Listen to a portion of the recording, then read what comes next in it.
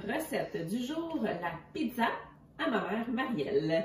Donc, pour faire de la bonne pizza, ça prend tout départ une bonne pâte. Pour faire la pâte, vous pouvez l'acheter du commerce, mais pourquoi faire ça quand on est capable de la faire soi-même? Alors, pour faire notre pâte, on aura besoin de 2 tasses de farine.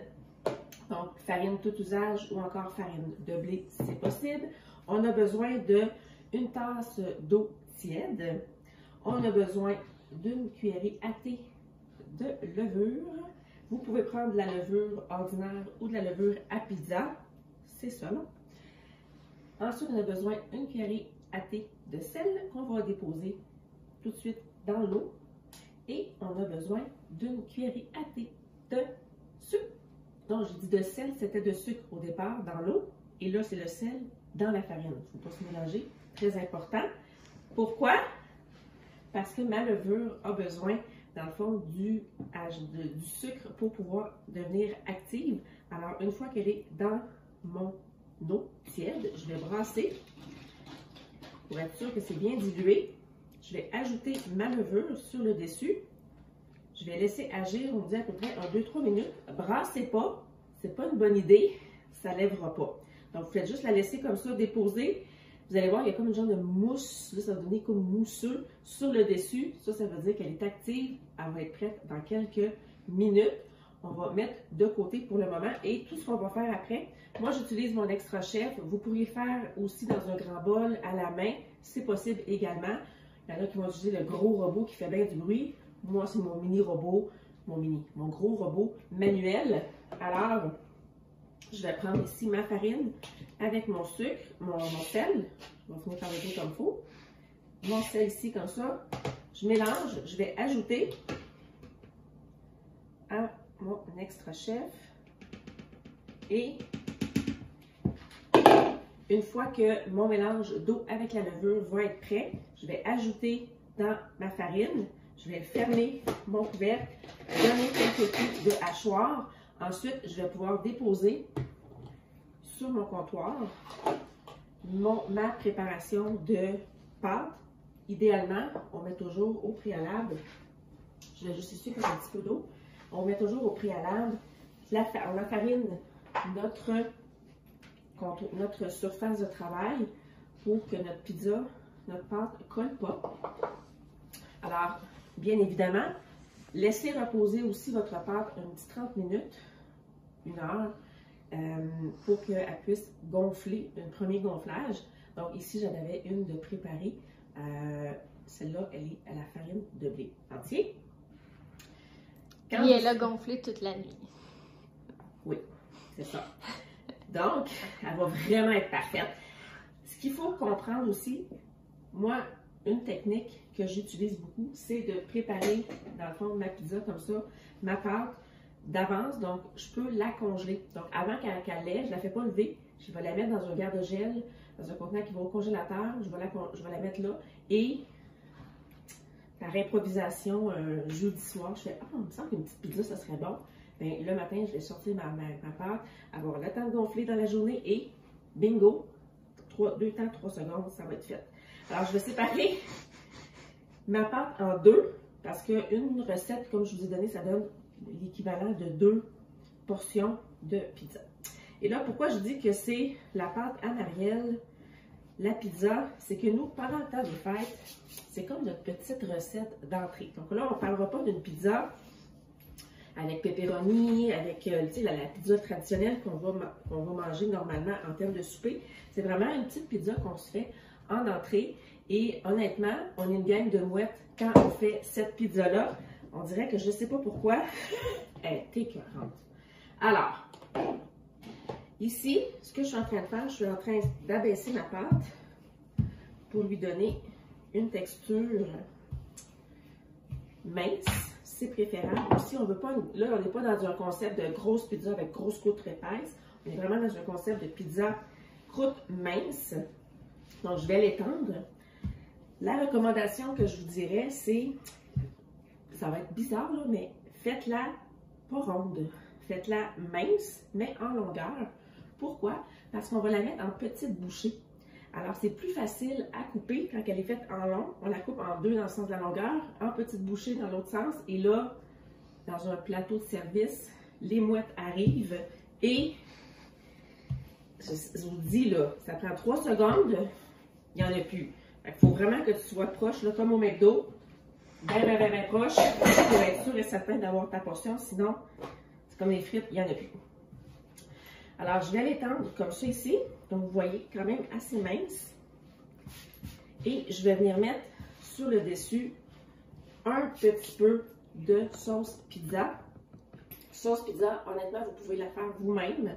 Vous pouvez également l'acheter du commerce, c'est à votre goût. Si vous achetez, souvent ça va venir moins cher d'acheter la grosse canne. Alors, vous pouvez prendre la grosse canne, puis si vous n'avez pas tout utilisé, moi je vais utiliser mes bacs à glaçons dans lesquels je vais avoir déposé l'excédent. Et bien, quand j'ai besoin de faire ma sauce, le fameux jeudi soir, j'ai ma pâte qui est déjà prête et mes cubes que j'ai simplement à faire dégeler. Et j'ai une sauce pizza déjà prête, que je n'ai pas gaspillée. Alors, l'important... Est-ce que tu la mets sur une surface ou on la monte directement? Je vais la monter directement parce que j'ai 2 options pour pouvoir la faire cuire. C'est pour ça que je reste ici. Donc, l'important, selon Marielle, c'est d'étendre la sauce à pizza, mais amoureux de sauce pizza, là, c'est pas le temps d'en mettre comme une grosse quantité. On va vraiment juste l'étendre minimalement. Pas trop de sauce. C'est vraiment le secret, là. Là, je vous raconte ce que ma mère a dit tout le temps. Comme ceci. Et on va venir mettre, je vais mettre ceci, les légumes que vous avez de votre choix. Nous, chez nous, on met un petit peu de brocoli coupé vraiment mini, très fin, à gauche et à droite, comme ça ici. Brocoli, je crois que j'ai dit brocoli, je l'ai déjà dit. On peut mettre chou-fleur également. Donc, même les enfants dans ça, là, ils n'y voient que du feu. C'est comme la meilleure des pizzas de tous les temps. Donc, vous en mettez là, parcimonie à gauche, à droite, comme ça. On peut venir y mettre un petit peu de poivron. On pourrait venir y mettre également un petit oignon, et de préférence rouge, je vous dirais. Et la recette secrète dans tout ça, là, je vais mettre un petit peu d'oignon dans mon... que je vais hacher finement. Donc ici, je vais le recouper dans un couteau que je n'ai pas pris. Oh. Ici, je vais le couper en deux, ça va être plus facile, parce que je n'ai pas besoin de beaucoup. Alors, comme ça. Hacher finement. Alors, je vais vous montrer ici comme ça. Je vais en mettre un petit peu. Saupoudrer. Et la clé, on va y arriver comme ça. La clé, ça va vraiment être de venir mettre des fines herbes. Donc, idéalement, des fines herbes fraîches. Donc, ici, j'ai du thym. Ça pourrait être du basilic ou un peu d'origan. Donc, avec mon éplucheur, j'ai des petits trous. Donc, pour le thym, c'est vraiment génial. Je vais pouvoir enlever toutes les petites mini-branches simplement en entrant dans un des petits trous selon la grosseur de votre branche. Je vais simplement tirer ici comme ça et je vais avoir un beau petit bouquet qui va se former tranquillement. On voit bien. Oh, j'ai un petit bouquet de thym. Voilà, voilà. Et là, encore là, il ne faut pas trop en mettre parce que sinon ça va être beaucoup trop goûteux. Mais je vais venir parsemer sur le dessus. Et ça, ça va donner toute la beauté à la pizza. J'avais des feuilles de basilic ici que je pourrais venir hacher ou encore émietter là en... Si vous avez du basilic frais ou du basilic en séché, c'est parfait. Et ben, ça prend l'ingrédient magique, le fromage. On ne le voit pas ici. Le fromage, j'avais oublié de vous dire que ça prenait... On va y aller avec, on dit, un bon 2 tasses de fromage. Mais ça,